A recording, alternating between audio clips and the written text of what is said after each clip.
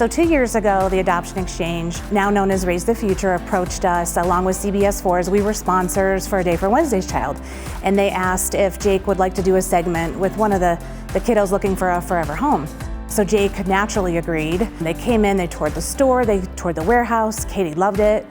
So then 2 years later, we were notified that Katie found her forever home. So we offered to donate a piece of furniture to Katie's room, but her room was all finished. So she asked if she could pick out an entertainment center for her family, and Jake said absolutely.